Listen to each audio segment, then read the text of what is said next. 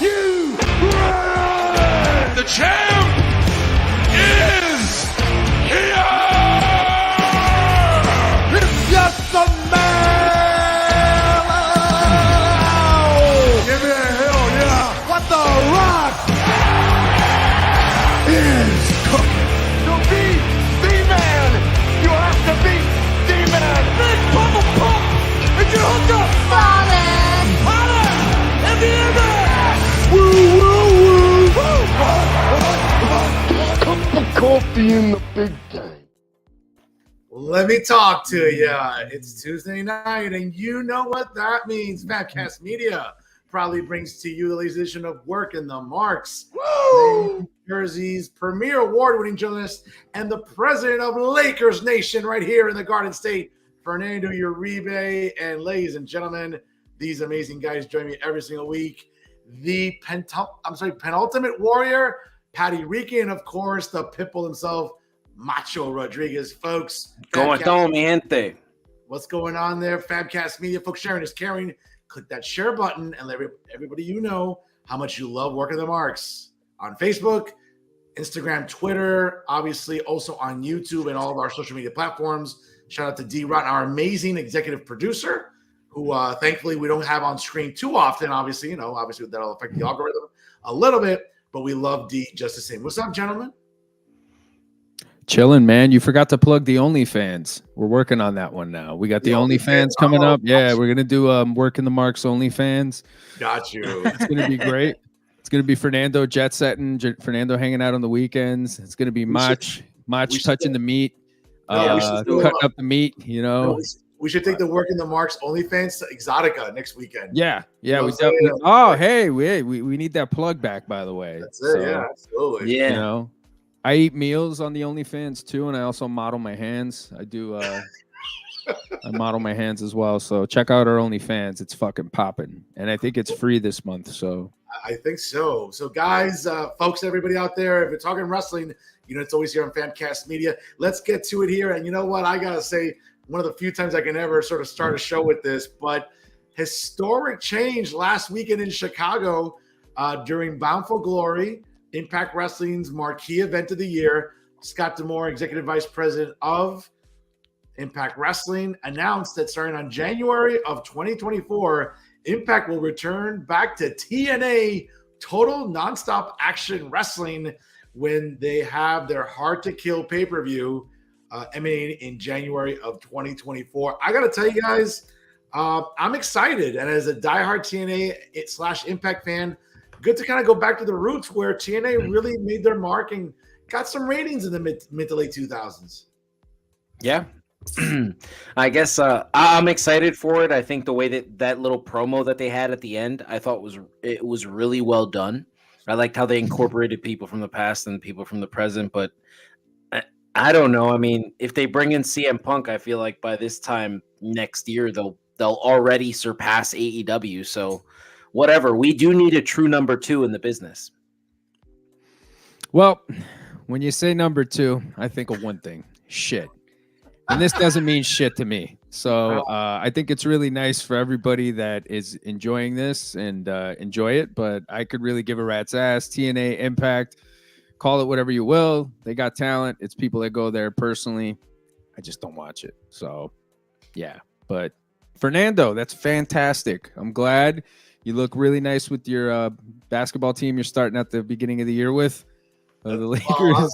Lakers Nation, baby. Come on. What's going on? He'll be a Nuggets fan around May, but we'll see.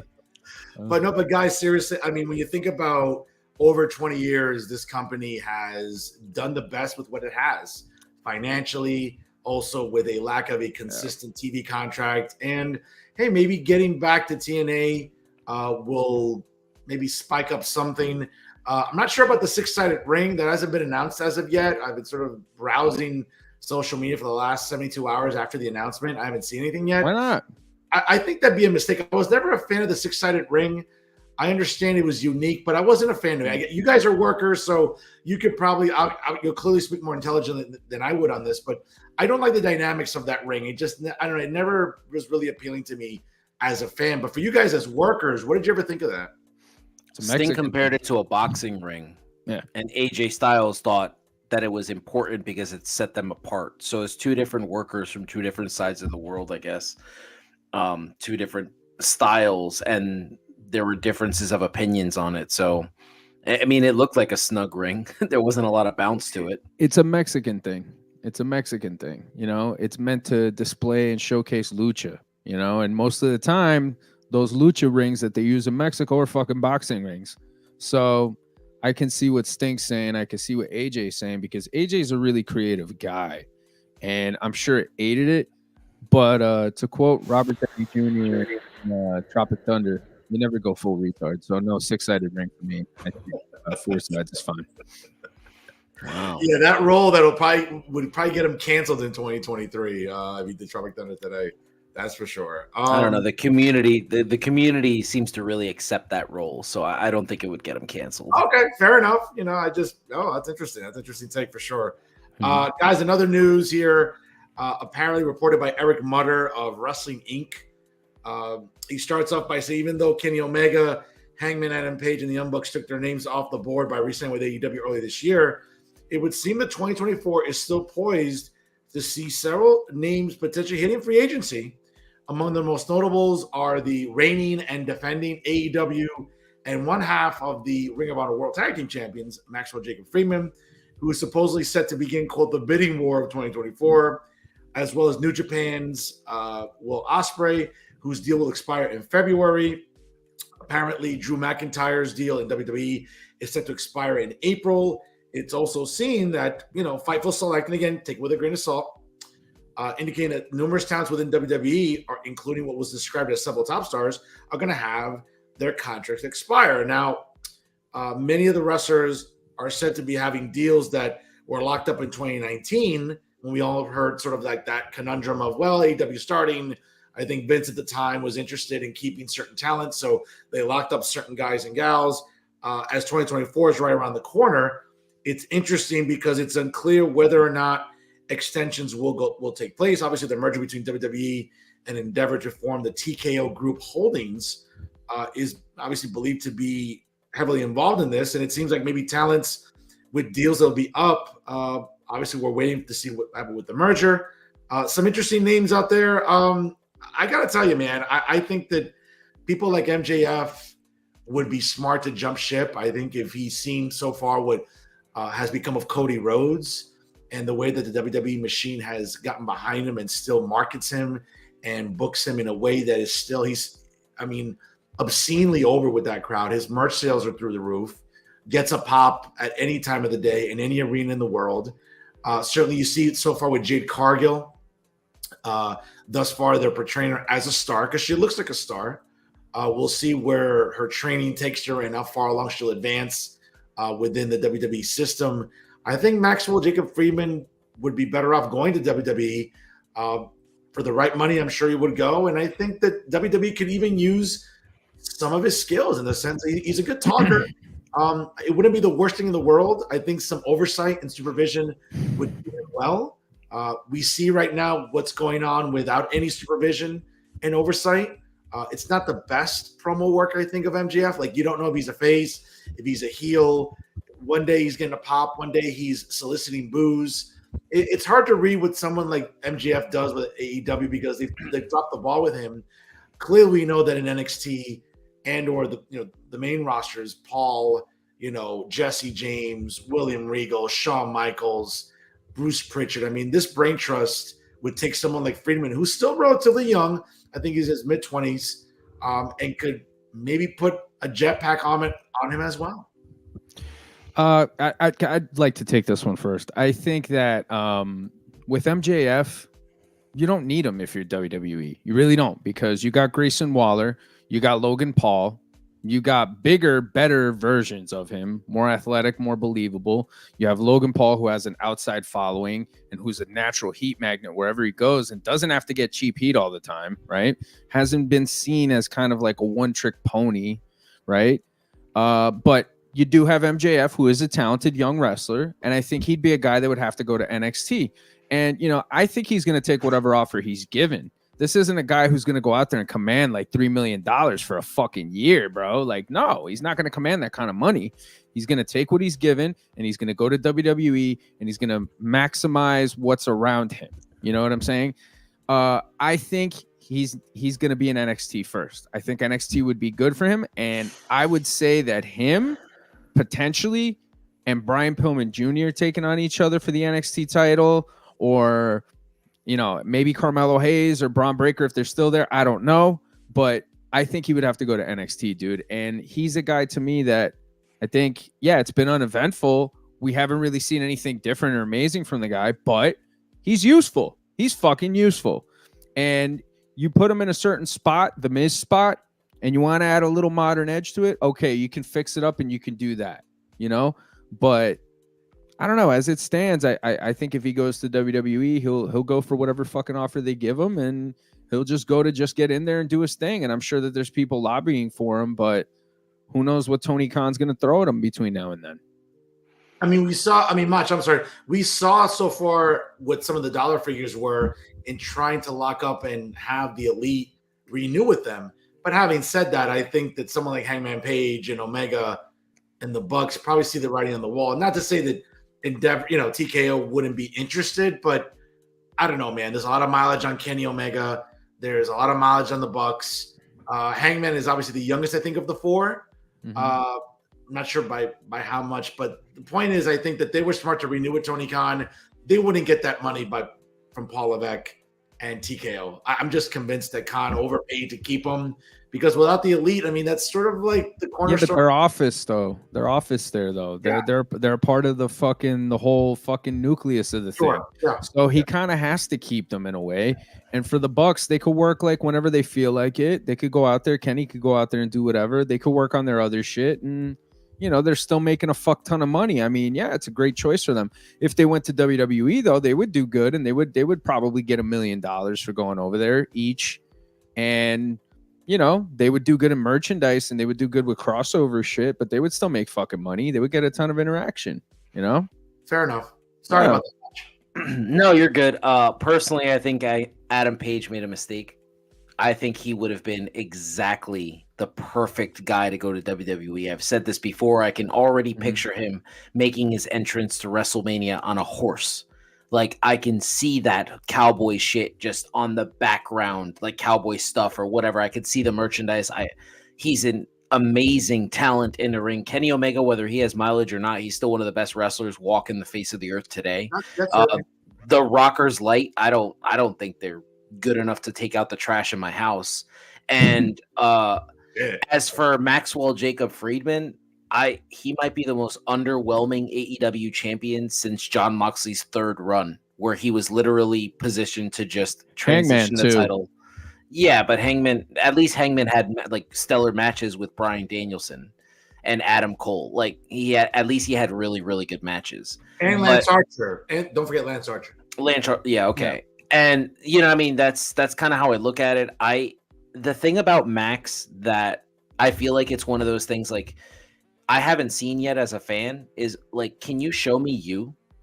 Where are you? Where's Maxwell Jacob Friedman? Because right now what I'm watching like a test tube baby of 80s Ric Flair and Andrew Dice Clay. And I don't know if that plays well in WWE.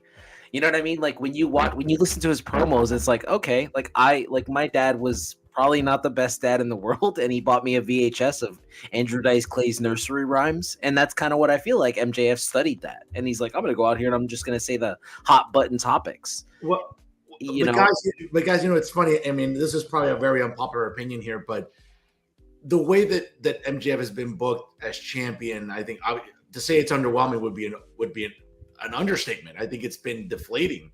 Yeah. Having said that, it's just, you know, one of many of Tony Khan's balls that have been dropped in the 4 years that company has existed. And I know that, listen, what I'm about to say is not going to be received very well, but at the time that it was formed, you know, I loved the Pinnacle. I loved it. I thought it was a good idea to counter Jericho at the time and what that faction meant to AEW. I get it. It was a Horseman light. with the private planes and the suits and the coming out, and I get all that, but I thought that was on its face value. Listen, with the 57 factions in AEW, I thought that the pinnacle in 2021 was one of the better ones that they had, and Khan dropped the ball with that. And subsequently, MJF, I think, I'm not sure even how to describe it, but it just seems like it's just continued since then. If you remember, after the Pinnacle disbanded, he lost to Jericho at All Out in September of 2021. Yeah, he had that famous showdown with Punk and that great, series of matches with Punk. But let's be honest, when Khan decided to put the title on, after let's be fair, MJF kind of held him ransom.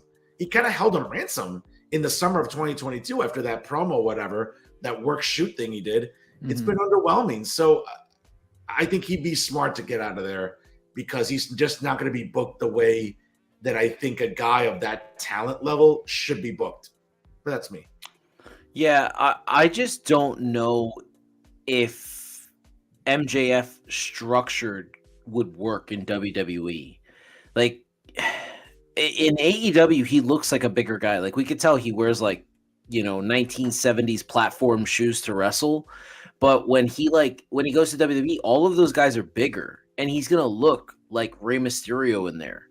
And I don't know, when I see him, I've always thought that this is a really bad thing that I noticed about Max. Whenever he feuds with someone, it's never about him. And I mean that in the sense of we never think to ourselves wow, Bryan Danielson's working MJF. That's good for Bryan. Or wow, Jericho is going to put over MJF. It's always oh, okay, MJF is working with these guys. He's never really the star of his own feud. Even right now, he's being outshined by Jay White. Jay White has made that title more relevant ever since that whole Adam Cole thing happened, right? With the tag titles. I feel like the AEW world title has kind of fallen to the wayside. And you're right. His title reign has been super underwhelming. I think they were trying to mimic the Roman Reigns thing, less is more. The problem is that Roman Reigns is a global phenomenon, and MJF barely can sell out Long Island. So it's just really interesting. I wonder what he would do. I do agree with Pat. He would absolutely need to go to NXT because what he does well in the ring, I think he would need promo class, because how are you going to cut a promo when WWE says, no, you're not allowed to mention AEW because that's part of his shtick. And how is he going to cut a promo when they tell him no, dude, you can't drop an F-bomb every 2 seconds. We're not going to bleep you. Yeah, no, actually, no, that's fair. And I think that, listen, the idea that he might only get an offer of $1 million, we'll see. Obviously, with WWE joining forces with Endeavor, it remains to be seen. What do you think he's worth, Fern? What do you think he's worth? Well, again, I have to sort of look at. I don't have access to that list of what salaries are. We hear some speculation about who signs for what and what they get with merch and all that.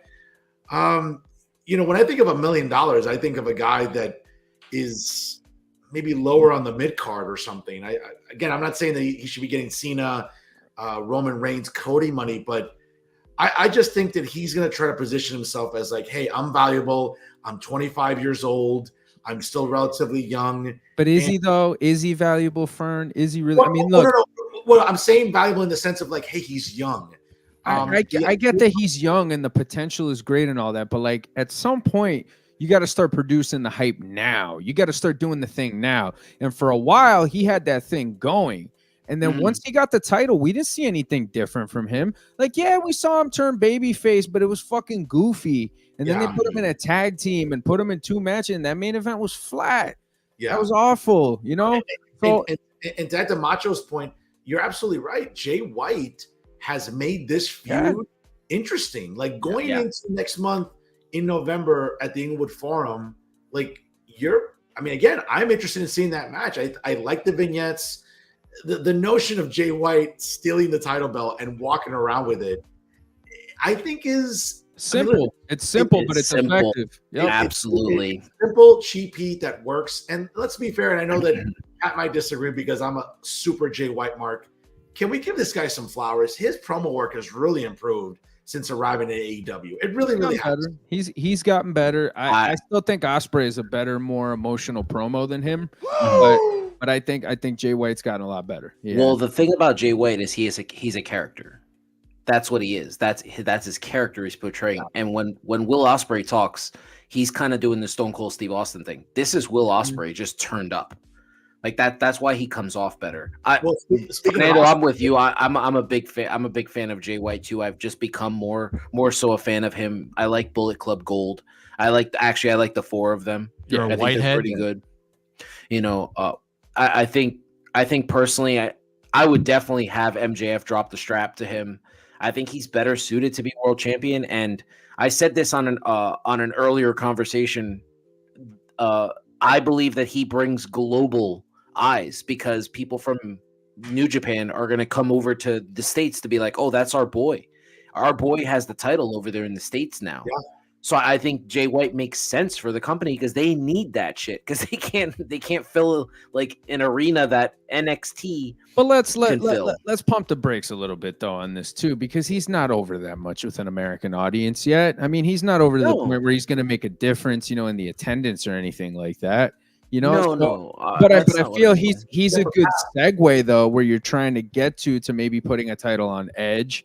Because putting a title on Edge would make more fucking sense. And having him work with Edge, but they're not going to do that. But Pat, we're approaching the year mark of MJF's reign when he won it last year at Full Gear at Prudential Center. And let's be honest, it's been, to Macho's point, it's been uneventful. It is. It has been, absolutely. One of the more uneventful world title reigns of any guy in any company in quite a amount of years. But Jay White is good, but who outside of Marks, who outside of hardcores fucking knows who he is? New Japan fans. Yeah, okay, but that's a tiny portion, though. I agree. People that are going to make a difference ratings-wise for them in the States, that are going to boost attendance, that are going to, because those are their problems that they have to face. The international perception is fine. I don't think anybody in New Japan looks at them any fucking differently, but they've got major issues for a company that wants to be fucking serious. Patty, it is every week we get an update in the ratings and we get an update in the highest rated segments. And if you feel that the championship should go to somebody who boosts ratings, then that means that Swerve should be the champ because he has the highest rated segments in AEW for the past 2 months. And that's over Adam Copeland. So like, I get that, I get it. Putting the title on Adam makes sense, but Swerve is the guy that gets people to turn the TV on. So no, certainly. Yeah. No, definitely. You bring up a good point there. Another name you mentioned, obviously, whose contract will be up in February. You mentioned Will Ospreay. I got to tell you, and this is going to be unpopular to say, I like Will Ospreay. His promo work is great. Certainly, he's a global name per se because of working with New Japan. I just get the sense that, to Pat's point, TKO might look at him and say, all right, well, I think he's worth this. And they have a lot of guys like Logan Paul, who's a little younger, who's not as beat up as Ospreay. They have a lot of other high-flying guys that they may not need someone like Ospreay. I mean, bro, he wrestles a style. I'm not a worker. You guys are. But, I mean, I just watch him.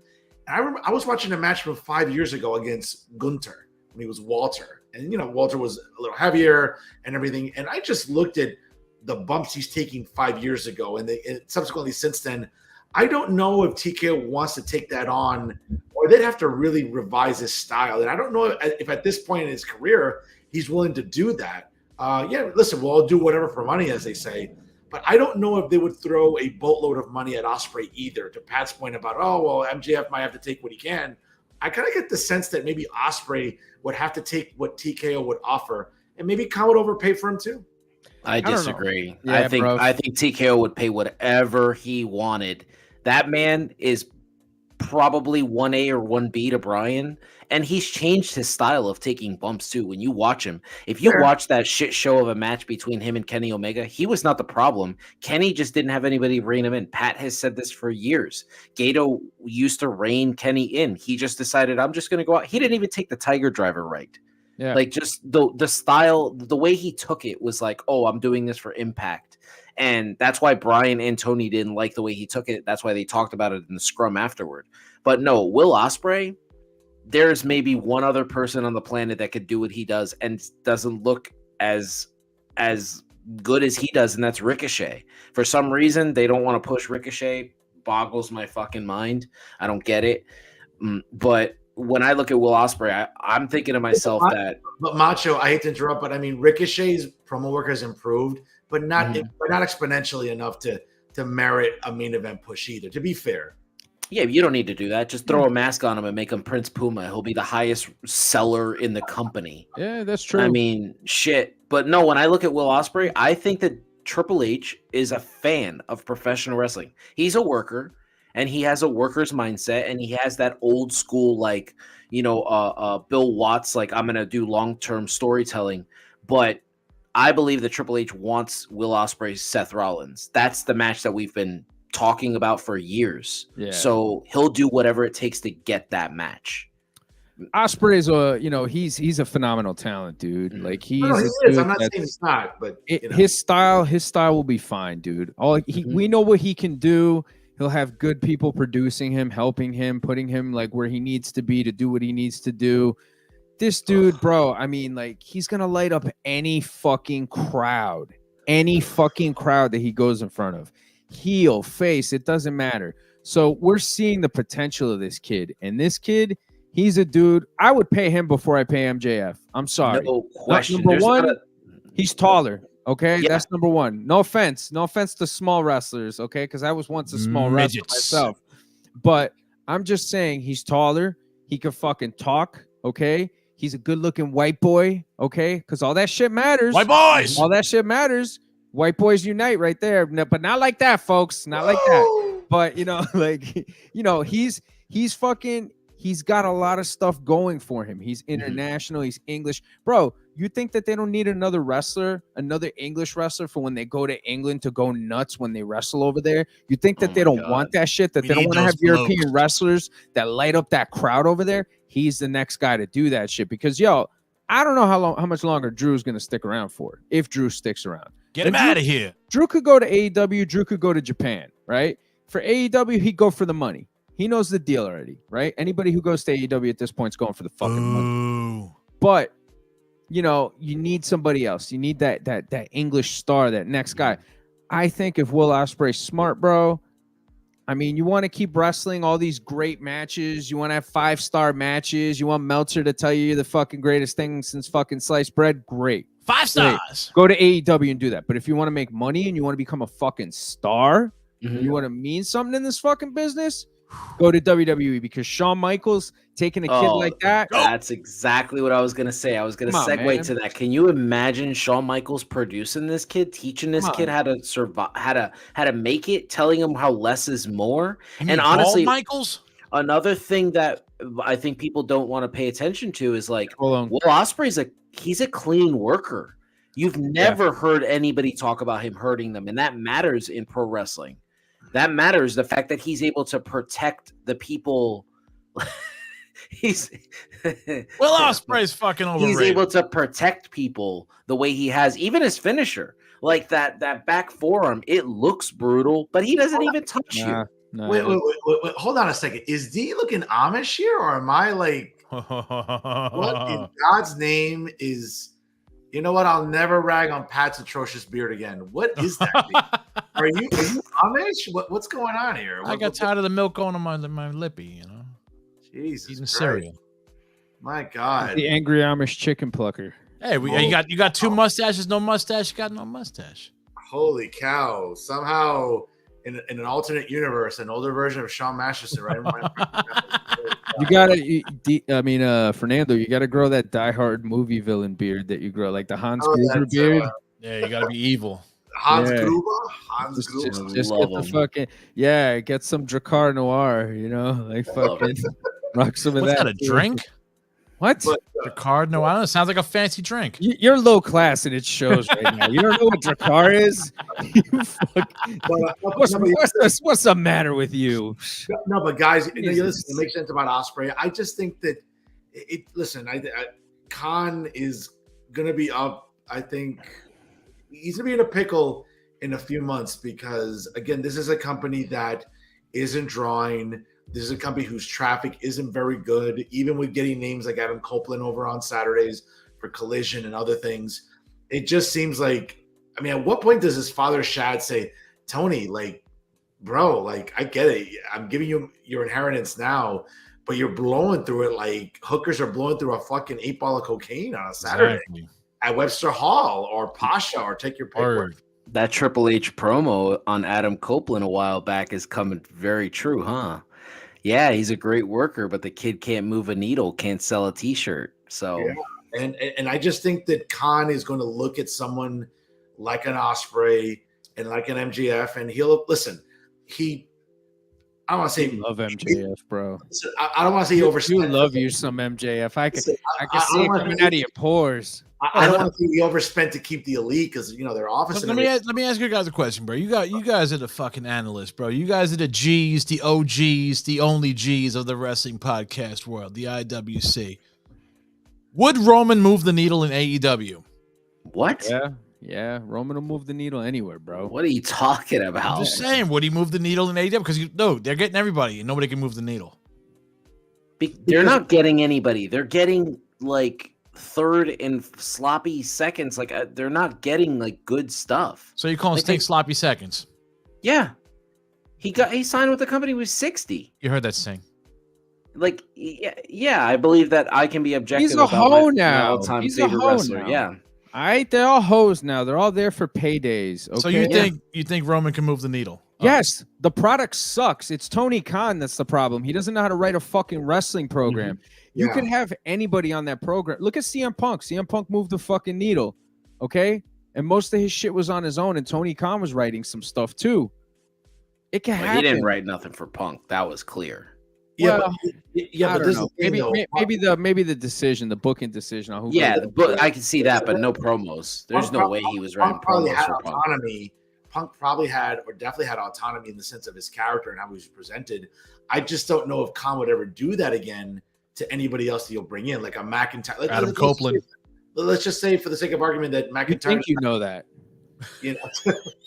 To think that maybe he would sign, I don't know. It's one of those things where Khan doesn't know how to book a show. He doesn't know how to write, and it shows by the ratings and the numbers. And I got to tell you, I find it hard to believe we're about 3 weeks out, and this card for Full Gear in Inglewood. Well, again, this is Northern California. Okay, I'm sorry, Southern California. That's a hotbed. That's a haven for West Coast pro wrestling on the indie scene. You would think they should sell out the Forum. Because Tony Khan's fan base is the Snyderverse. They bitch and moan on the internet, but then they don't show up to the actual product. What are you talking about, Beast? I'm not talking about fucking DC Snyder shit. Dude, I have a Batman tattoo right here, my guy. Listen to me. Bro, I'm going to go to your house and smack you, dude. Don't you talk about Snyder shit. He is the most Snyderverse Snyder fan that ever did Snyderverse in the Snyderverse. Think about it. Just think about it. I said this to you earlier, D. Yeah. They bitch and moan on the internet. You guys don't like our company. Our company's the best. It's the best wrestling being produced in the world. And then what happens? All of a sudden, nobody shows up to the events. Nobody's watching television. Low ratings every single week. Low attendance record. That's what happened with the Snyderverse. Oh, Wonder Woman 84 is going to be this phenomenal movie. Guess what? Nobody fucking went to watch it. The Flash was going to be amazing. We were going to love it. Nobody went to watch it. Nothing to do with Zack Snyder. Okay. Check your phone. It was his universe that he created, dude. It was the universe he created. That's it. Yeah, I mean, he created, you know. That's exactly my point. Like that's what it is. Like they just didn't do well. It was just one of those things where we saw 100% that wrestling fans don't want to show up. AEW sell for this? How many tickets? We just nerded out Fernando. You saw that? Fernando's like these fucking nerds, bro. 2,000. That's what they sold. I don't know. When I look at when I watch them, I think of it all the time. I think, oh my god. After I just said we nerded him out, he out nerds us now. Oh my god, he went and got the scarf. I didn't realize you were this big a fan of his. I think me and you might go to war the way you and Pat did with LA Knight, because I don't think this guy like. Who? There's nothing about MJF that I find entertaining at all. Well, Macho, you'll laugh because as it gets colder now for nightlife, me and my my entourage, what we'll do Your is we'll pinnacle, your pinnacle. the Pinnacle. Yeah, we'll go on a weekend in our suits, and I'll That's a rock. badass fucking name for a fucking group, the Pinnacle. I'll, No, I love the scarf game. I loved it when Chris Jericho did it 10 years ago in WWE. I just feel like yeah, that's the problem with Max is I feel like he's a historian of professional wrestling, and he decided I'm going to present a character that works the crowd as good as Hulk Hogan. I'm going to present an in-ring performance that mimics Ric Flair. I'm going to look like Chris Jericho during the best run of his entire career in WWE, and then when I grab the microphone, I'm gonna tell you, a Mary Mary quite contrary. So if he goes to WWE, is he going to talk about AEW? That's my point. That's I said that earlier. I just said that. I don't think they'll let him do that. Can he get over without it? Yo, Dave, do you eat your food outside? Oh, yeah, I'm always at Lucky 13, dude. I'm just wondering. No, like, do they put your food outside for you to eat when you're home? Oh, that's fucked up. What are you talking about? I'm just wondering. Anyway. Well, guys, obviously we'll see what happens with the free agent period in 2024. But getting back to NXT real quick, I know that we mentioned it earlier, but earlier tonight during NXT's Halloween Havoc, we saw the debut of the offspring of the loose cannon. And earlier this evening, Lexis King defeated Dante Chen in a very brief but competitive match, getting the win with a rope hung neckbreaker, which he calls Dire Promises, which is what he called it on the independent scene.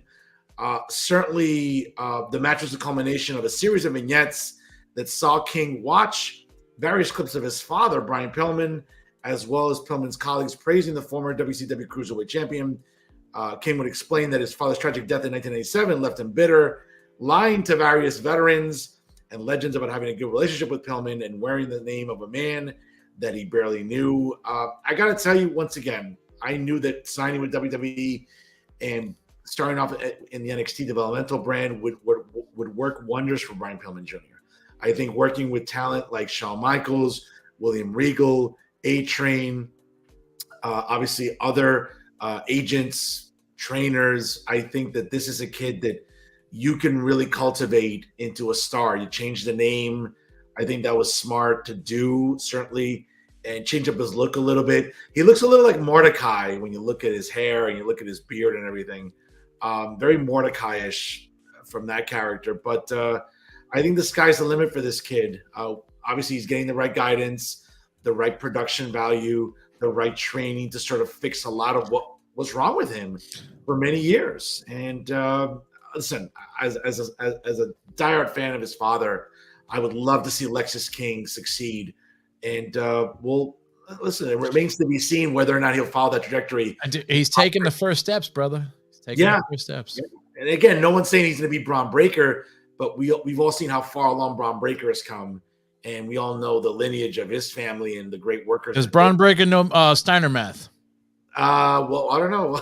Well, he did at that one time, but I was happy to see Lexis King on TV tonight, get that win, and again, build a resume, build a product of work that he never had in AEW. Didn't use him correctly. Yes, the Varsity Blondes was a nice attempt at, I don't know, a watered down Spirit Squad to some extent, This is so tired. I've heard this so many times from you, like about this. Like maybe he didn't apply himself, it's not the booking. Don't blame the booking. If you show up to work and you don't want to work, you're not going to work. Okay. So finally he got to kick up the backside. He went to the big time. Okay. And Shawn Michaels, he's teaching him all this stuff now. All right. All these guys, Norman Smiley, they're helping the kid out. And you know what? Maybe he has a good attitude for once. Okay? Because attitude is a big part of it, folks. All right? I know a lot about attitude. I have a great fucking attitude. Well, let's calm down there. I mean, let's not go off the deep end here. But no, fair point, Pat. Fair point. Macho, what do you think? I was excited. I'm excited for him. I love the idea that he's pulling the Braun Breaker in terms of like, I don't want to use my dad's name. I think that's a big deal. Happy birthday, Braun Baker, by the way, 26 years old today. I don't know. I think I love his finish. I thought the finish was really solid. I liked his entrance was hilarious and just unique, and that's what I think he needs to do. He can be a good character. So far, his programs going into this match, everything seemed really good, all of his segments, and I agree with everything Pat said. He's working with great people. Also and that's another thing, going back to the Will Ospreay thing, I forgot about William Regal. That's a great point. This just in. Uh-huh. Lyra Valkyrie just beat Becky Lynch, became the champ. Yep. Wow. Cool. Okay. I believe that whole booking, Becky was only holding the title just to drop it to Lyra, get one of her students over. I think that was the whole point of that. Yep, Ooh. absolutely. Again, getting back to nice job there, Dee, with the breaking news there. Again, just from a journalist, I love the commitment, bro. I love it. It's interesting getting back to Lexis King. There's a lot to like there. We're going to see with all this great reinforcement and support system that he has. See where it goes. I think the sky's the limit for this kid. He's still relatively young enough where he can maybe forge his own path and, again, differentiate himself from his father, who, listen, I think there's a soft spot for a lot of marks out there about his dad, but his dad never really ascended to the levels I think that maybe other of his contemporaries did. And, listen, there's a lot of variables, the accident, substance abuse issues, who knows what else, but we're never going to know what the potential was for Brian Pillman. But I can see now with his son, obviously now named Lexis King, there's a great possibility there. Yeah, I agree. Absolutely. Now to some main roster news here. Obviously, this Friday coming up, SmackDown will emanate from that rickety little town in South Texas there, San Antonio. By the way, programming, it will be on FS1. It will not be on Fox, since Friday night, 7 p.m. will be Game 1 of the World Series, which hopefully, if the Diamondbacks hold on, they'll be visiting Arlington, Texas on Friday night. Series on Fox. So SmackDown moves to FS1 for one night. We'll see how it affects the ratings, because sometimes FS1 isn't always easy to find on a lot of cable systems. But in any event, the main attraction this Friday night will be the contract signing for the upcoming WWE Undisputed Universal Heavyweight Championship, as Roman Reigns, the Tribal Chief, the head of the table, will defend the title against the megastar, the up-and-coming challenger, LA Knight. Interesting contract signing. If anything last week told us, LA Knight out there with Heyman, and I thought it was a good promo. I thought it was a good way to, again, reinforce the notion of him being a face. And listen, I think we all know Roman's going to go over. How he does go over remains to be seen, whether it's clean, whether there's some chicanery. I think, the Bully Ray's point this week on Busted Open Radio, which you can check out on SiriusXM and on YouTube now. I think there's a real chance for LA Knight to shine in this match and to sort of say, hey, I belong in the big time with main event wrestlers. I think that's the case, and I'm hoping for a good match in Saudi Arabia. I mean, that's exactly right. Bully's right about that. This is his opportunity. You don't get put in there with the top guy in the business, unless they have some form of faith in you. They definitely feel like he might be that next star. Who knows? I mean, I don't know if he's got the goods to do that. It all depends on what they do. I think the finish of the match, personally, to me, will tell me their level of faith in him. If Roman beats him similar to the way he beat Cody at WrestleMania, where there's like a lot of outside interference and LA Knight looks like $1 million, then it's clear the company has a lot of backing in him. But if Roman goes out there and he just beats him with a pin in like a 15-minute match, it's like, okay, well, they just threw him out there because he's a hot name right now, and he might fizzle down the roster. But clearly something is happening with LA Knight that I know myself I'm not seeing, and I know Pat's not seeing, because all the odds makers that have all of this are right now he's the favorite to win the Royal Rumble, which shocked the shit out of me when I saw that this week. I thought for sure it was going to be Gunther, but Mach, is that before or after any, like, when we talk about odds, obviously it's not the same as we're talking about the NFL or NBA or MLB, But is this sort of factoring in the variable of like Punk maybe being with the company, or was this just sort of like a sample size of like, well, this is what's? I don't know. I think that maybe Triple H is finally deviating from his plan, and he wants to strike while the iron's hot with Knight. Who knows? We know that the Royal Rumble doesn't mean that you're going to win the world title anyway. Sure. I mean, how many people have actually won the title after winning the Royal Rumble recently? The last person I can think is Drew. So I'd have to think about it. But I mean, historically, since coincidentally 30 years ago is when the stipulation started in 1993 with Roman's cousin, Ronnie. Yoko. With Yokozuna defeating the Macho Man and eliminating him as they were the final two in 1993. So 30 years later, I mean, there's been some wins, there's been some losses by Rumble winners, sure. Yeah. So I mean, I don't know.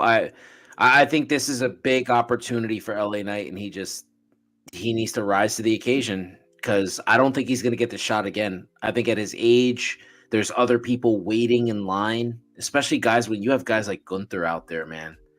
Like he has to be willing to capitalize on it. So I'm excited to see what happens. I think Roman's going to do a lot of good for him. I think he's going to help him. I think LA Knight has to really, seize the opportunity. Like, that's it. Like, he can't have a bad match. He just can't. Yeah. And I think he needs to go out there and knock it out of the park. He has good crowd interaction. The promo with Heyman was okay. Wasn't anything great. But we'll see what happens with this guy. Macho, I swear, it's like we're gonna need him to do a commencement ceremony. Okay, can I ask you a question? What's with the insecurity, with the inferiority complex with the LA Knight fans? LA Knight fans always got to tell you how big he is, how good he is, how great he is, what he's doing. It's like, I know, but for me personally, I wasn't blown away by it. It's whatever. It was an okay promo. But I'm trying to think, what will it take then? Like him giving a commencement speech at Rutgers graduation? Like I personally did not like it. You know what I'm saying? I could play grindcore for you and be like, hey, Fernando, why don't you check out this guitar? It's really neat. And you'd be like, well, Patrick, I personally don't like it. And I wouldn't say anything different. I'd be like, well, Fernando just doesn't like it. That's all. But with this LA Knight thing, it's just this very strange inferiority thing with his fans, that they constantly have to tell you how great he is, what he's doing. And it's like, buddy, there's other guys on the card getting bigger pops. There's other guys doing things that are just as good, if not better. No disagreement. But I think let's just see what happens. No disagreement. But again, within a calendar year, to see where he came from to what he's been doing now, and it's all been organic too. Yeah, no, he was totally suffering, the poor guy, making fucking 6 figures a year. Oh, I'm over here crying for him, man. No, Pat, I get that. Again, and for you two being the workers, I understand that if you're on TV, you're getting featured. I understand all that. But for a guy, again, in his late 30s when he came up, right, 38, 39, whatever, and a year ago at this time, he was, dude, that was a floundering gimmick. MMA was floundering? MMM was floundering. Other than looking at Maxine, which is always nice to look at. And what do you base this on? What numbers do you base this on? Or is this just your personal preference? No, I'm going by the crowd interactions. It seemed flat. I reacted to it. Nothing against Marseille. They kept it going. No, listen, nothing against Marseille and Mansois. Listen, they're workers. They were trying. They were out there. I just think that, listen, Paul Levesque made the decision to switch him back. And organically, he's done what I think a lot of guys and girls attempt to do. Not everyone's successful. I mean, when you say, well, Matt Cardona was over, Ezekiel was over. I'm sorry, Elias was over. Yeah. You're absolutely right. Yeah.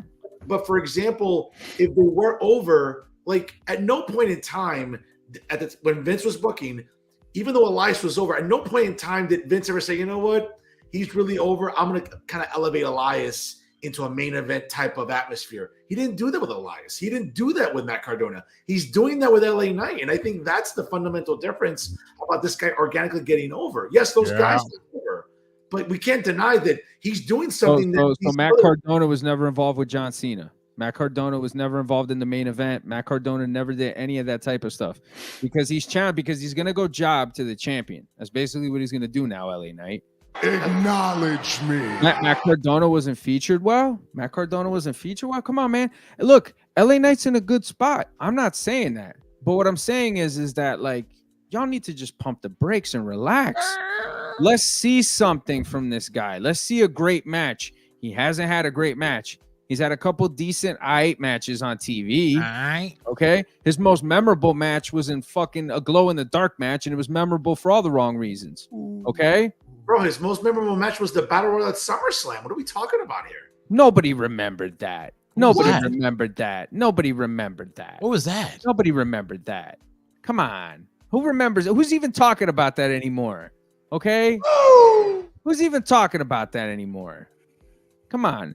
The glow in the dark match was better. That was better for him. You know, people were gonna remember that. Nobody remembers that Battle Royal. You remember it. You remember it. Gentlemen, with all due respect, no one remembers him in front of 70,000 people. Remember, I remember the entire pay-per-view being in front of 70,000 people. The entire PLE was in front of 70,000 people. Did 70,000 more people come in when he was in the ring? Pat, what I'm going to say is that there's a reason maybe to sort of guess what the metric was. Let's take the temperature of the crowd. Let's put the Battle Royal. I get it. Logan Paul had to go on first and all that stuff. You could have had the Battle Royal right after Logan Paul. They chose to have it more in the middle of the PLE, maybe taking the temperature to see what happened. And when he won the Battle Royal, that place went crazy. You just made the list. I don't understand why there's this, not denial, but why there's this hesitancy to say, well, you know, he got a pop. He's a baby face. That's what happened. He got a pop. It was a baby face. Like, that's it. What? People don't cheer baby faces? What he's doing is not that special. That's all I'm saying. It's not that special. You guys are making it. You guys are making it seem like he's reinventing the fucking wheel every time he goes out there. To Macho's point about makers that are saying, hey, maybe he's being favored to win the Rumble because of maybe crowd interaction and how over he's not being favored to win the Rumble. That's marks that make those fucking odds, man. Okay, that's fine. You know Cody Rhodes is probably going to be the guy. Cody Rhodes or whoever's challenging Seth Rollins, which might be Knight. You never know. But in all probability, if CM Punk comes back, you're going to put him in that fucking spot. Why wouldn't you? Yeah, but getting back to like people that were mid-carders that got over and were over, again, Elias never got this hot or this high up in the card. He never did. Okay. Never. He was over. Okay. Well, then. So what? There were another mid-card baby faces that got over, that got title shots, that lost? There weren't mid-card baby faces that have done that in the history of the business? Not that I know of. What makes this guy so fucking unique? What we're talking about is if we're saying gimmicks like Elias that got over organically, and yes, he was doing merch, he was doing the metrics, that's all well good. Vince never saw that him as someone, you know what, I'm going to elevate him a little bit more and put him in more main event matches. He never did that with someone like Elias. To your point about Cardona, yes, he worked with John Cena. Yes, he challenged for the Intercontinental title. But guess what? The very next night. Do you know what happened with Elias specifically? Do you know whether he wanted to be in that spot? Do you know if maybe he had nagging injuries and he could only do what he was capable of doing? We don't know the dynamics behind that. There's probably a lot of things that go into that. A lot of guys have been offered to be fucking champion but couldn't fulfill that. A lot of guys have been offered to move up the card, but they couldn't do it because they're good at what they do. Some guys are good at that, but Cardona at least flirted with that. Cardona was up there. Cardona had a WrestleMania moment. Yeah, and the very next night, Vince took the Intercontinental title off him. I'm like, what? Okay, great, wonderful. But he got the WrestleMania fucking moment. Who cares? Who cares? He celebrated with his dad. You know what I'm saying? He was there with his dad. Fucking Razor Ramon was up in that motherfucker too. And then he dropped the title to his best friend the next night. Mizwald Griswold. Okay. Uribe, you said just take a deep breath about LA Knight. That's all I'm saying, Fernando. Take a deep breath about LA Knight. Okay. You said Elias never got over. You do realize he had a WrestleMania segment with the Doctor of Thugonomics. No. He got. I'm saying no. Hold on. What I'm saying is that he got over. He stayed. He was very organic in it. But the notion of like, well, let's elevate him into a potential main event feud or even into title pictures. That wasn't the case for the But the title ain't everything, Fern. You don't have to have a fucking title to be in a main event. You don't have to have a title to be important. Look at Roddy Piper, bro. I agree, but they never even put him in a title picture of any of even headlining a PLE to face the champion, whether on whichever brand. That's all I'm saying.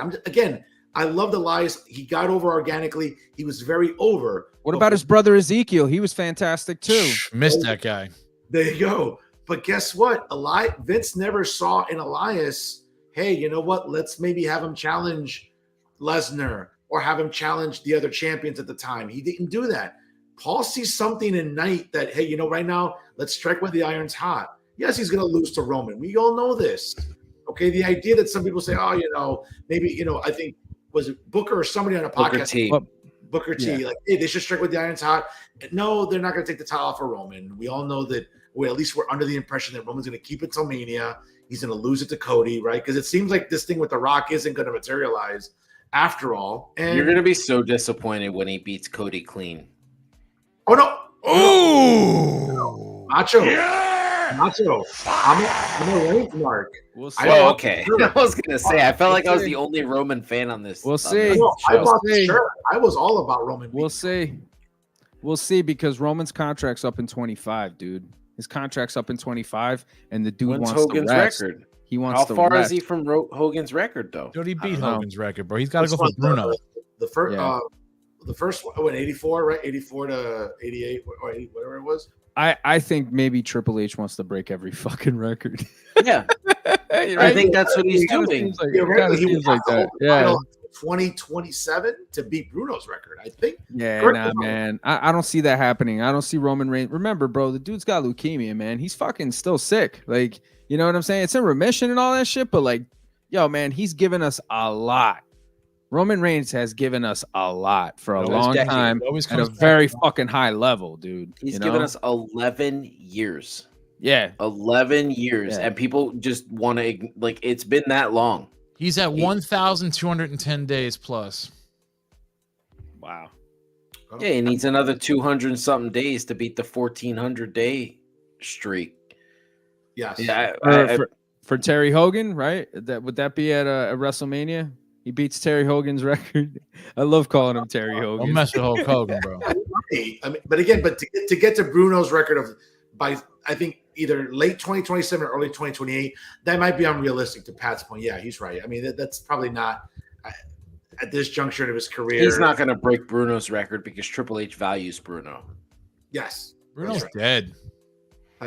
We're aware. Thank you, Dave. Keeping you on your toes, bro. That's what I do.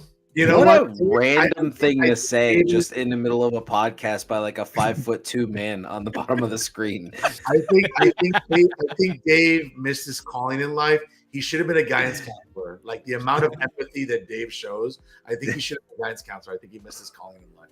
Or a hype man for a rap group. That's it. Insane clown posse, maybe. I don't know. Yeah, Bruno's got. He is a juggalo though. Whoop whoop whoop whoop. Bruno's got 4,040 fucking days as champ. Hogan's got 2,185. So he could possibly get close to Terry. Backlund got 2,138. Damn, that could be hard. Backlund. I forgot about Bob Backlund. He's right. A bad motherfucker, great talent. Bro. Yeah, what a great motherfucker, bro. But the guys we'll see obviously Friday night on FS1, jam-packed SmackDown. Yeah. As we head into Crown Jewel in Saudi Arabia on the following weekend at 1 p.m. Eastern time, start time obviously for the PLE there for us here on the East Coast in the United States. Great PLE, I'm sure. And, sort of helps us segue into, we're just talking about WrestleMania and potential opponents, potential matches. It seems like, main topic this week, CM Punk's name is still resonating with dirt sheets. After this past Saturday night at the Chicago Blackhawks home opener, he was involved in the video vignette to welcome the crowd, very much like Patrick Warburton, Putty from Seinfeld, does for the New Jersey Devils. He did that at the United Center for the Blackhawks, and subsequently the Blackhawks lost that game, which was kind of interesting. He put up the ones. But in any event, we know that he was in Chicago over the weekend to film that. He was at the Blackhawks game. He did appear backstage at Bound for Glory. Met with some of the talent. Met with Scott D'Amore. Certainly, he was spotted at the Performance Center again. Ace Steel was involved in some production over the weekend with Bound for Glory. So his name is still hot right now. You can make the case he's the most talked about free agent right now in pro wrestling. It's the best in the world, baby. We'll see what happens. But again, unpopular opinion coming here. He's going to sell merch.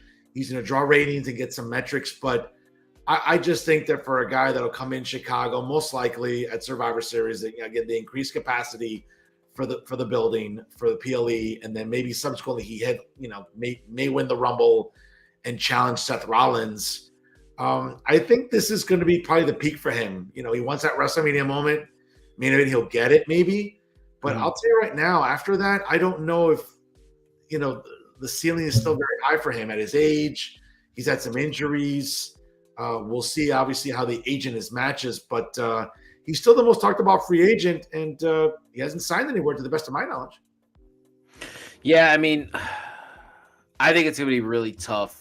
He's going to have to work the main event into his contract if he goes to WWE, because the way it looks to me is we're going to get 2 WrestleManias in a row with the Bloodline closing both nights. We're going to get Jimmy and Jay night 1 and then Roman night 2. Stop it, dude. Stop it. What am I saying that's not right? Jimmy and Jay are not going to close crap-a-doodles, dude.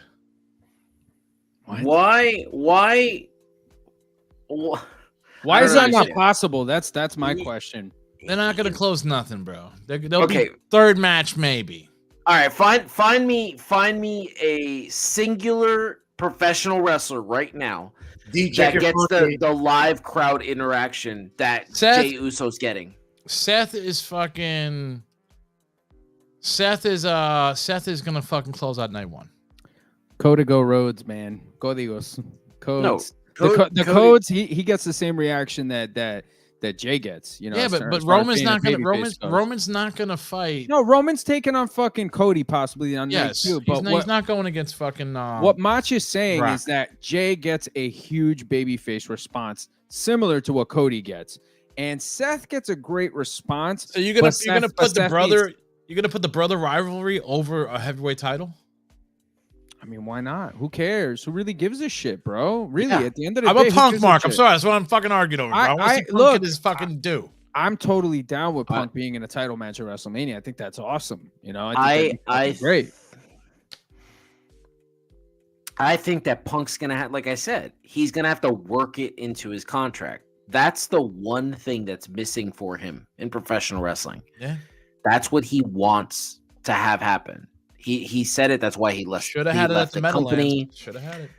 Like, that's what he wanted. He should have main evented the year he worked Taker. That's how it worked. He was never going to main event over Rock and Cena. Rock and Cena should have never been in there. Period. In my opinion, that's just my opinion. Punk should have fucking faced Cena and won. Well, they say it all the time. Like, there's no wrong answers in wrestling, but that was a wrong answer. Rock and Cena should have absolutely main event. Were you there? It's the fucking Rock. Wait, were you there? No, I watched. It was hot garbage, dude. The match was hot garbage. Yeah, but get the fuck out of here. I challenge that. Nah, that match gets a bad rap in my opinion. I think that was a good match. Listen, Uribe hates that match, right? WrestleMania 29, Rock and Cena. It was hot garbage. First of all, I think it's also a byproduct of, other than Punk and Taker, that was not a great, other than Punk and Taker, Danielson and Kane against Ziggler and Big E, that wasn't a great WrestleMania. Let's be honest. It just wasn't. Listen. It's not one of the best. It's probably in the top 5 of one of the worst WrestleManias. It really was. It wasn't a very good card. It was long. It was the crowd seemed deflated for a lot of it.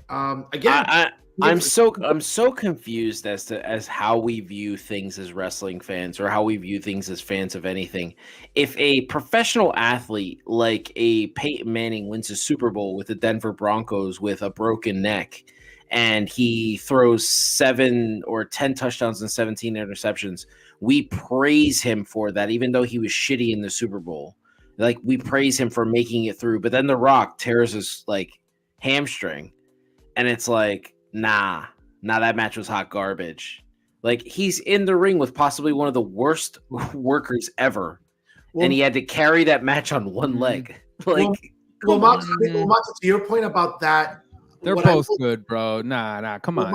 Put some respect on Cena's name. Cena knows what to do. I'm not going to do that. Well, Macho, what I will say to that is that, what bothered me about that entire period of late 2012, early 2013 going into WrestleMania was that, I didn't like seeing Punk's reign being interrupted. I understand why Vince put the title on Rocky. I get it. It's the great one. No, I get it. Fuck that. But for a guy that, listen, he was coming off a lot of momentum from the Fast and Furious movies, the success of that. But they put the belt on him and, quite frankly, never went to one movie premiere with the title. Where were the people pissing him on about him not being there every fucking week? Yeah, oh my God, who cares? The building sold out. The building sold out. The money was made. The attention was there. It's The Rock. What the fuck? Because it's Mania. It's not because after the whole. No, are you crazy? The Rock had nothing to do with that place being full. No, I didn't go for him. I'm not saying he didn't, but oh wow, one guy. But after once in a lifetime, that first match in Miami was good. I liked it. It should not have been the main event. Yeah. It shouldn't have been the main event. I think fucking the title marks. match was the main event, but that's just why do you think the title match should have been the main event? Well, that's the way it's always billed, right? Who cares about how it's always billed? It's about the biggest star being in the main event. All right. Between Jericho or Punk, are they a bigger star than The Rock? No, they're not. No. Then The Rock deserves to be in the main event. That's it. Listen, who's talking about The Rock now? Punk is on every freaking news channel. Listen, it's not about. We need to go back to WrestleMania 18. What happened? Oh,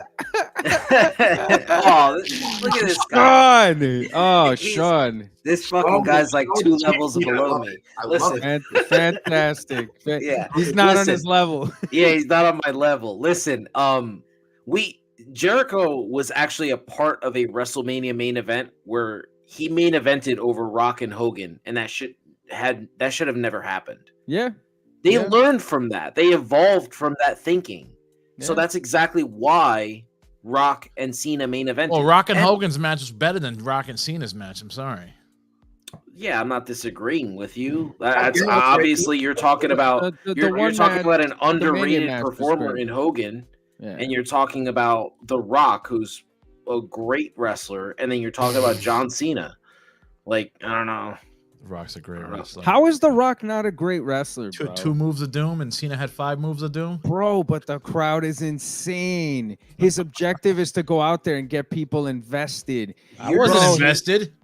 Are you serious about this Rock slander on dude? Here? I don't care for The Rock, dude. I'm sorry. This is obscene. Listen, you need to get in your fucking horse and buggy and go cut some Bro, he was reading promos off his hand, bro. Come on. One time. Bro. I don't fucking care. One time's enough times. We were like the fucking Fugees on that shit. One time, fucking like. But guys, to the point before about sort of the way we look at main eventing Mania and whatnot and everything. On a side note, real quick here, obviously I just got the news early this afternoon. I know Dee saw it, but Rhea Ripley will be in Long Island next in 3 weeks for the big event, the big meet and greet there for only $80. Obviously, a photo with Rhea Ripley. I think we're kind of forgetting how over she is, and we have the Australia show in February for Elimination Chamber. No doubt, she'll probably headline that. Listen. Can we try to at least give some respect to the Rumble winners and have them main event at least one of the evenings, at least the women? Because let's be fair, Rhea Ripley's stock continues to skyrocket, and she's great on the promo, great worker, great look. I just said this shit last week, and you guys jumped me about that stupid tag team match at the end of night 1 this year. Like, I don't understand. No. What I'm saying is that, but the heat going into Sami Zayn and Kevin Owens against the Usos was bigger than Charlotte and Rhea. I'm saying a year later now, Rhea is an even bigger star than she was last year, having beat Charlotte. That's what No, I agree with you. And Rhea will go in. Yeah, if she main events night 1, she's only going to main event when she has to work someone that's bigger than her. And the person that she could work, the only person that she could work to main event night 1 is the person who just lost the NXT Women's Championship. because that's the biggest star in women's wrestling. There's no other way around it. If she doesn't work Becky at WrestleMania, if she works somebody like Liv Morgan, Alexa Bliss Light, then she's not gonna main event. I'd like to see Rhea go over it. If it is Becky and Rhea, I'd like to see Rhea go over. Oh, Rebecca 100%. Yeah, Rebecca Queen. absolutely. There I she is. don't what the hell. Yeah, she's amazing. 100%. She's awesome. I would love to see that. I'm a big proponent of women's wrestling, big fan of women's wrestling. I don't see it happening because I feel like we're going to get it the second time in a row where she's going to be presented as like a main event star. But I think by the time we get to WrestleMania, Jimmy versus Jay is going to be one of the hottest things in pro wrestling. Dude. I totally agree with that to an extent. I understand the Rhea thing, but I think at the end of the day, it falls down to a simple formula. The biggest star deserves to be in the main event. The biggest stars deserve to be in the main event. Well, I don't care. I don't care about what you earned. I don't care about upholding some tradition. I don't care about any of that shit. It's about making motherfucking money and putting the person or the people that people give a fuck about the most and are buying their shit and will drop what they're doing to watch in your main event. That's your responsibility as a fucking promoter. And that is never going to change for WWE. WWE is not going to give something to somebody because they deserve it. Yeah, Bryan Danielson deserved the world title when he fucking won it, but he had the best fucking story going in wrestling.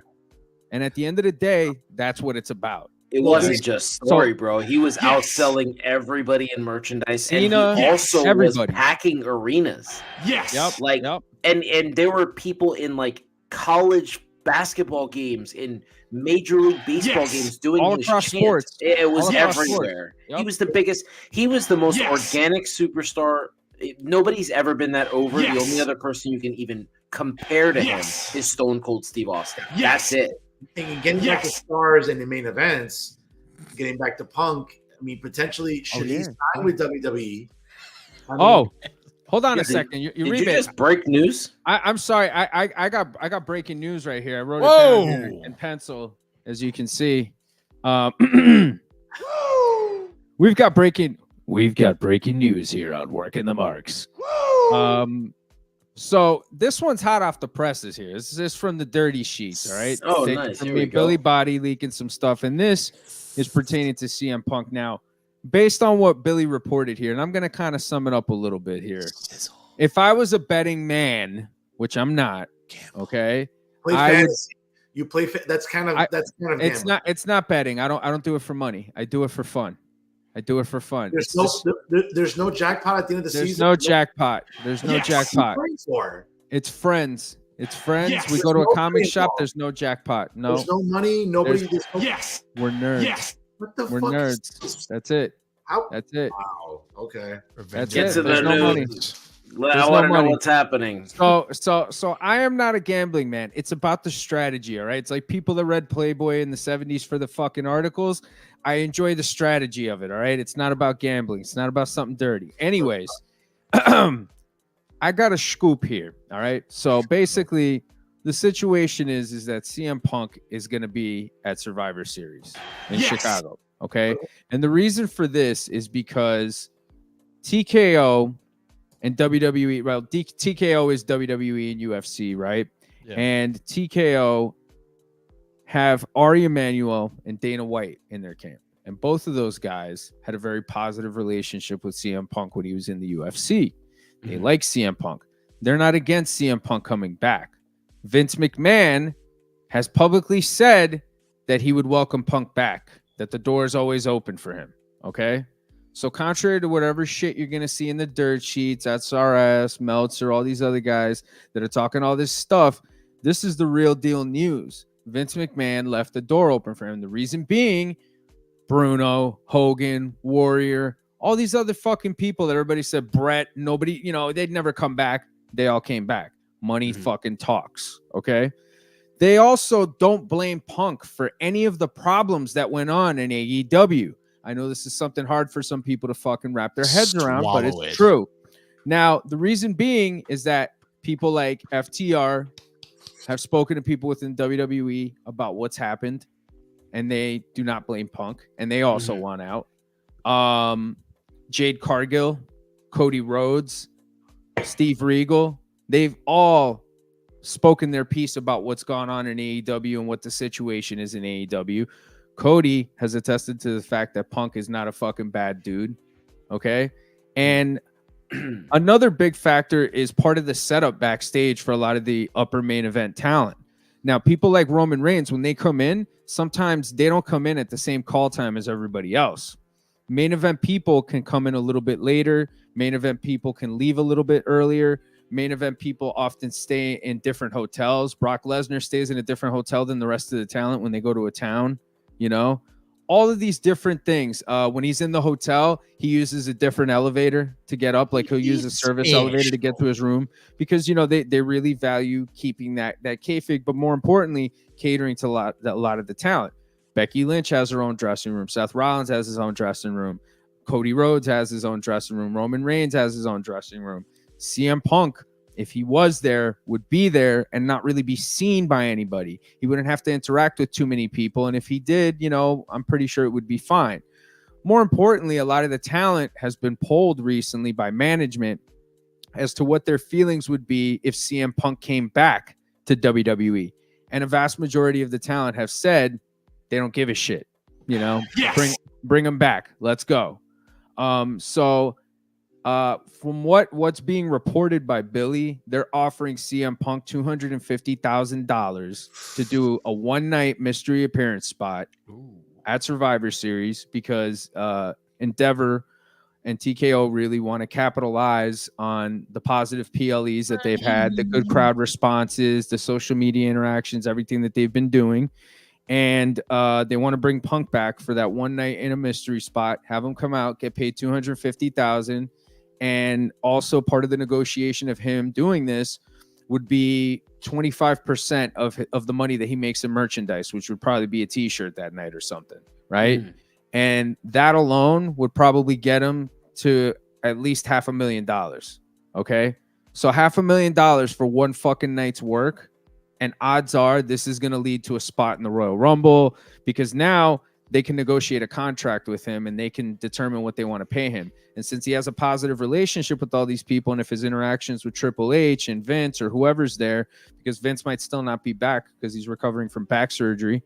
If the responses are positive with him and the backstage talent, then they'll extend the money to do all that. But like Billy also kind of reported that he feels like Punk could potentially hold out and wait to up his offer, but it wouldn't be a good move for him because, you know, he's missing out on fucking making, you know, $500,000 for a fucking night's work, pretty much just for showing up for a couple of minutes to do a match.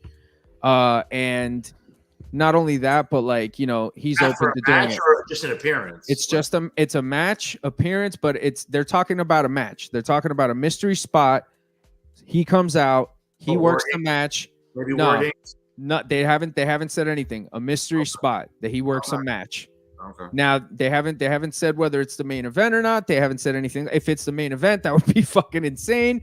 But they haven't said what it's gonna be. But he's gonna come out, he's gonna work that spot. Now, the other thing too is like, yeah, Punk could hold out, but he's not gonna fucking hold out. He's definitely not gonna fucking hold out because he's gonna take the money while he fucking can. And more importantly, all of that stuff's gonna lead to better shit in the future. Plus, the Chicago crowd, they don't want the Chicago crowd to be disgruntled. You know, they don't want to have anything like, they don't want to have Survivor Series there and not have something hot for that fucking show. They don't feel like their life is threatened, right? No, they don't. And that's the other thing. WWE doesn't believe that. Regal doesn't believe that shit. Nobody believes any of that shit. They don't care about any of that shit. They understand what that company is. They know what the situation is. They're about making fucking money. You know what I'm saying? And they understand that if he comes back, he's going to make money. And for him, he could get a Legends deal. He could get a part-time deal. He could do a variety of different things. He's going to generate a ton of fucking interest. I mean, just imagine the clicks alone on social media the night after. You know, the replays on fucking Peacock for the fucking PLE. I mean, dude, the buzz alone is going to be fucking insane. So it's worth it for all the parties for both parties to really have him come back. They use him for the video games. Now you can download him on the fucking video games, making figures, making merch, making all this shit. All that shit's gonna fucking sell, and then you lead to a fucking Hall of Fame induction eventually. You know, so I think for him, this is a no-brainer situation, and it's definitely something that I think the fans would fucking love. I think the fans would totally fucking appreciate, and it would be something that would. Dude, that crowd would go fucking bananas. They would go fucking bonkers. The wrestling world would go fucking bonkers. And all these people that tried to shit on him fucking months ago would take everything back. And they'd be fucking marking it the fuck out. Another side note here, too. As far as it goes with Ari Emanuel, Ari Emanuel isn't necessarily responsible for telling Vince what to do. Ari Emanuel is mostly responsible for cost cutting, budget. And if WWE want to sign like a star or something, like if they want to bring in like a Logan Paul or a celebrity or something like that, The Rock, that type of stuff, Bad Bunny, although Bad Bunny I think is also done through Triple H primarily, but Ari Emanuel has like no ability to fucking supersede Vince McMahon whatsoever when it comes to any of this shit. Like Vince is the guy who still gets phone calls. Like right now, it's 100% Triple H. Triple H is responsible for all that stuff. But as you inch closer to Mania, as you inch closer to, the main event of WrestleMania, who Roman's going to drop the title to, stuff like that, that's stuff that Vince McMahon will be consulting on 100%. So, yeah, basically, based on this information, folks, I would say CM Punk's going to be at Survivor Series. And I think it's going to be a really, really awesome moment. What spot he's in, we don't know. I know this is going to drive a lot of people crazy, especially the AEW fans, and I want to pick your brains, guys, on this. But this is a testament, I think, to the major structural issues within AEW. Man, this is a testament to the fact that it's a poorly run fucking company, okay, and that a guy like Punk, who was perceived as the problem, as the bad guy. Okay, who got shit from some little fucking dickheads and put them in their motherfucking place. Okay, some dude who stood up for himself. All right, he gets the fucking bad rap. He looks like the fucking jerk. But in the adult world, in the wrestling world, nobody gives a flying fuck because they know it's a poorly run company where fucking chaos can fucking happen all the time. It was clobbering time. So, this is a big problem for AEW, I think, moving forward, and it's going to be exciting. So, Fern, what are you thinking of this news here? I'll jump in on this. I mean, when we look back to August of 2021, when basically the United Center was sold out without Tony Khan even explicitly saying that he was going to appear, just even the mere inkling of him possibly appearing, that's sold out United Center. Yeah. So I think that was probably one of the few times I can ever give Tony Khan his flowers about how he produced something, how he was able to market something, and that worked. The problem was when he arrived that Friday night on Rampage in August of 2021, we saw what happened for the ensuing weeks. It wasn't the best build for matches, booking, and I think that Tony Khan, again, dropped the ball with what he could have done with CM Punk. Having said that, that's not going to happen with Paul Levesque. That's not going to happen with the brain trust there. They're going to know how to present him, and they're going to know how to maximize his value. Tony Khan didn't maximize CM Punk's value, I think, as well as someone with the functional brain of a Paul Levesque, of a Vince McMahon, of a Bruce Prichard, the brain trust that knows how to produce television. And having said that, I think you're going to see a fundamental difference. Yeah, it's at the United Center coming up for Survivor Series.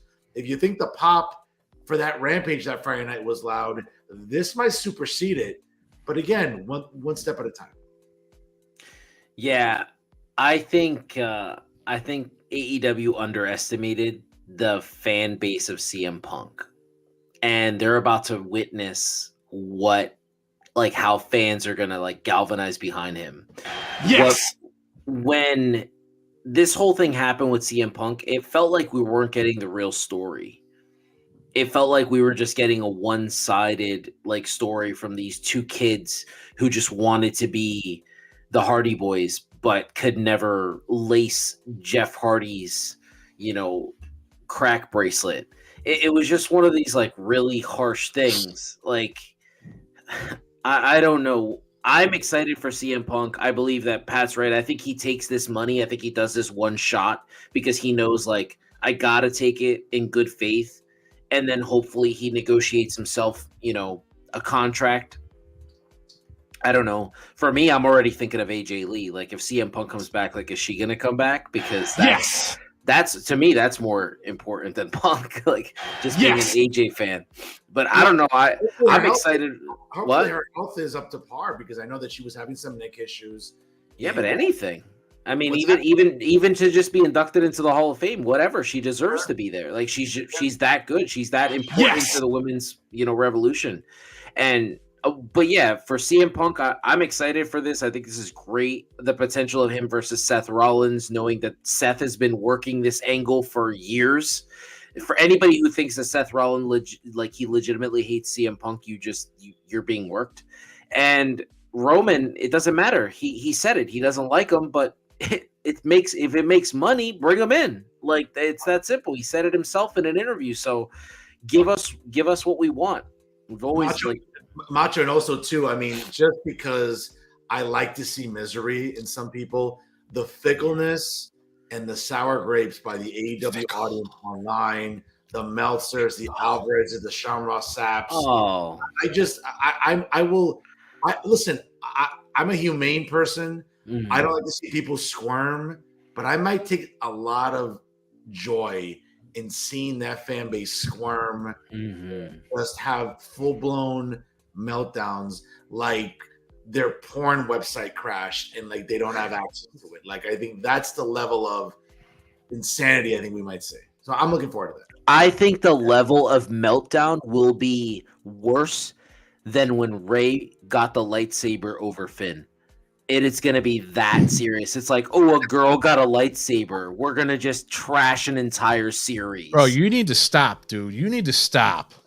That's the level of... I mean, technically a girl had a lightsaber. Amazing. Yeah, but, a girl had a lightsaber before her, and she was not going there, Macho. Not on this her name was Ahsoka Tano, just saying. No, I understand, but what I'm saying is the meltdown...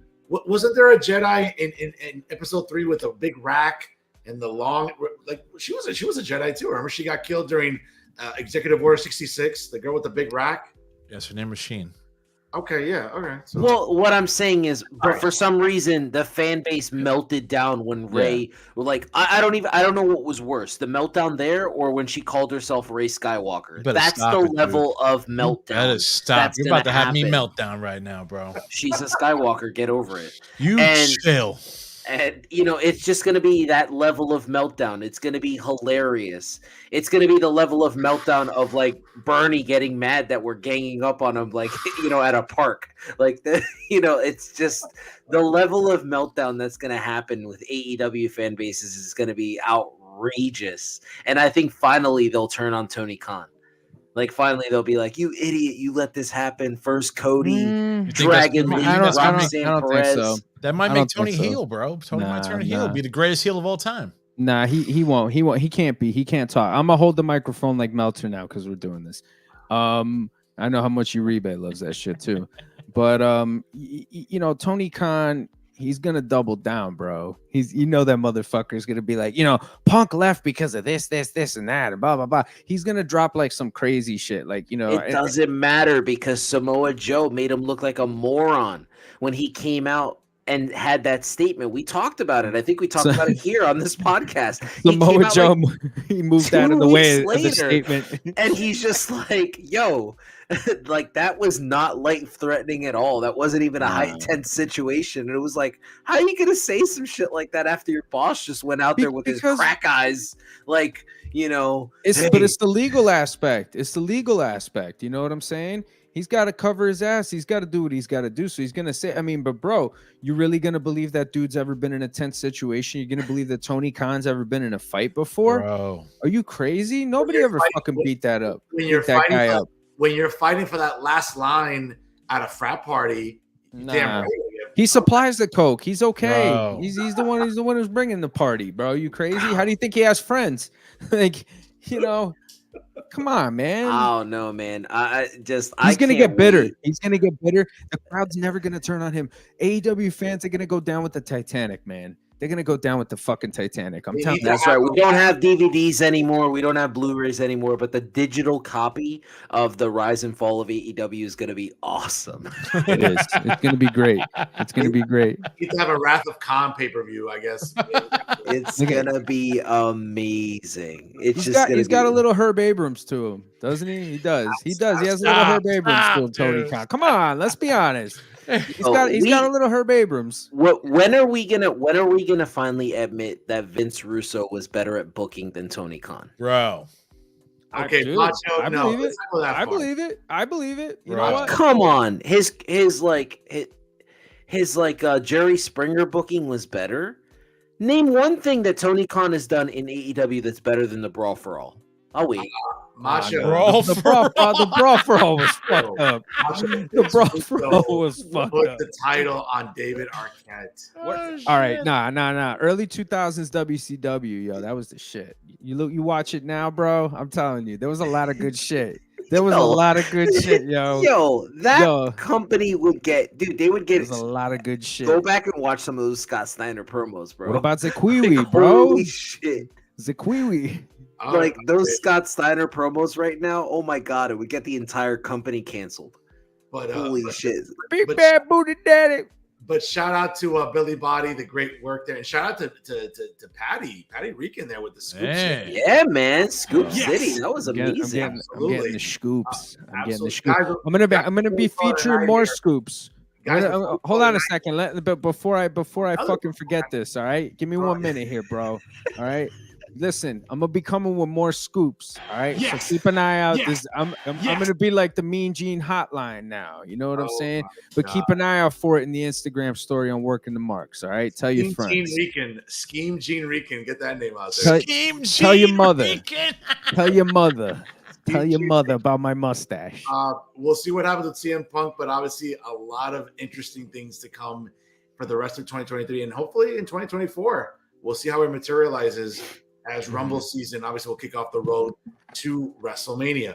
Guys, before we call it a night here, on this day, October the 24th, in wrestling history, one of the great monthly Madison Square Garden house shows that would take place on the MSG network happened on this day there where Demolition retained their tag titles against the Rockers, Shawn Michaels and Mario Jannetty by pinfall. And elsewhere on the card, the Blue Blazer, the late great Owen Hart, defeated the Brooklyn Brawler. And in the main event, WWF World Heavyweight Champion Macho Man Randy Savage lost by disqualification to the late great Andre the Giant. There on fourth. Andre did not like that, man. On this day in 1993, WCW's Halloween Havoc took place in New Orleans, Louisiana, as the main event saw Big Van Vader defeat Cactus Jack in a Texas death match. Pretty bloody match. If you ever get back to watch it on Peacock, you know, in between the 75 ads you have to watch to get through a pay-per-view. But the only title change in the card, saw the Nasty Boys defeat Marcus Alexander Bagwell and Too Cold Scorpio to win the coveted WCW World Tag Team titles. On this day, also in Cleveland, Ohio, in 1998, Yes.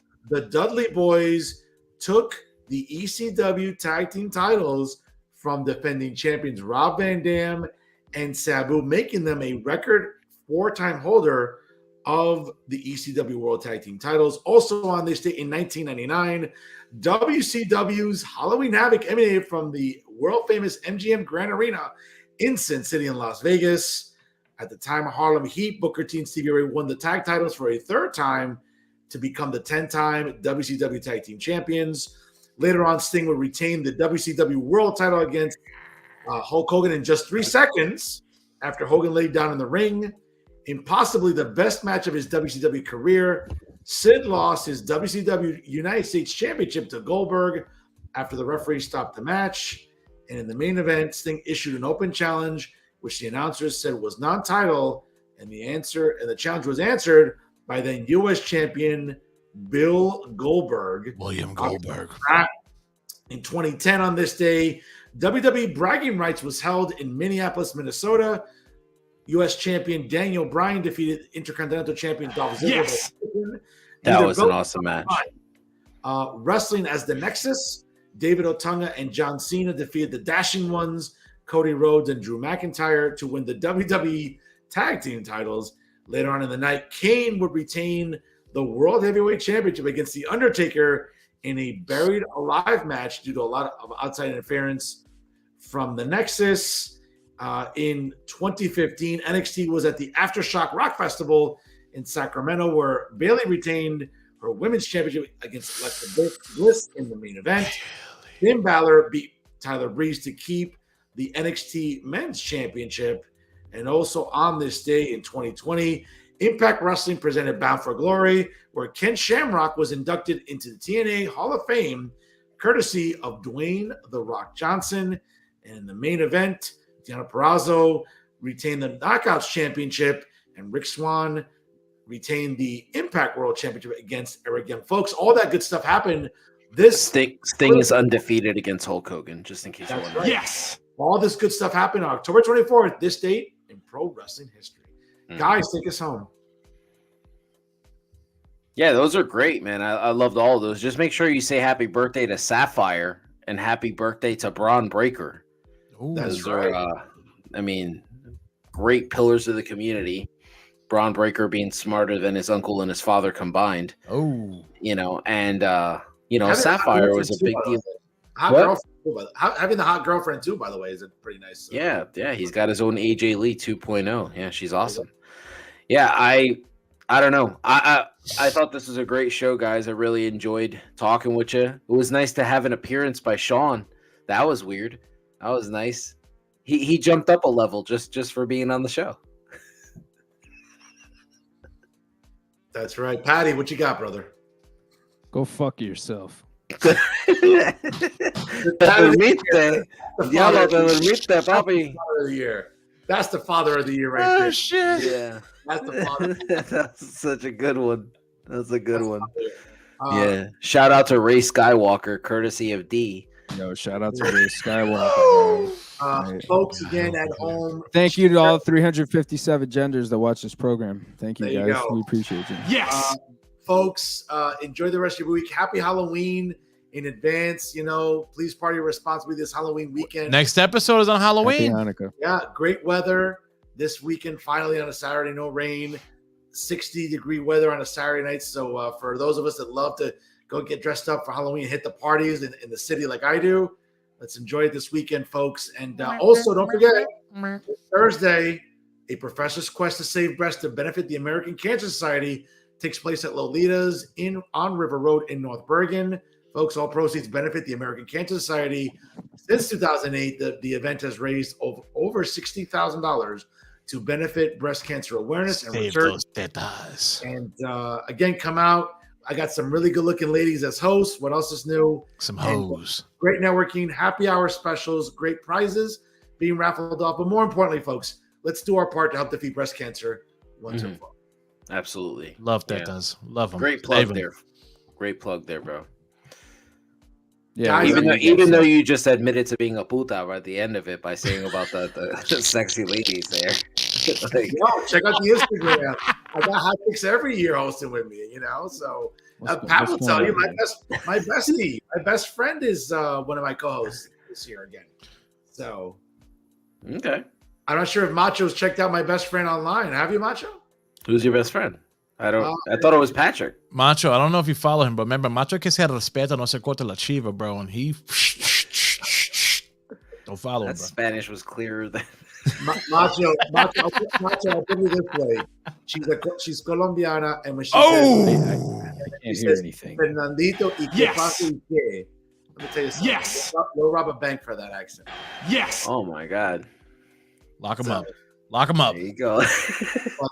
But I can't hear anything. It's been a little bit scrambled, the signal. Now I got a little bit of a signal, but it was just very scrambled. We were just talking about how can't. glorious your mustache is. We love it. Beautiful. Yes. All right. Free mustache rides. There you go. Free mustache. For everybody at home, guys, check us out on Famcast Media. Yeah. Share our content. Our traffic is really up and coming. It's really due largely in part due to our executive producer, Dee Rotten, with the great videos on Instagram and all the fun work on social media. We do like that Amish look there out of Harrison, New Jersey. So keep up the good work there, looking Amish. Love my butter. But guys, Famcast Media, we thank you for believing in Working the Marks, and certainly share our content because folks, sharing is caring. Have a happy Halloween. He is the penultimate warrior, Patty Rican. He's the pitbull, Macho Rodriguez. Folks, I'm the award-winning journalist, Fernando Uribe. Folks, if we're talking wrestling, we're working the marks here. The Snowman. Happy Halloween weekend. We'll see you next week here on Working the Marks.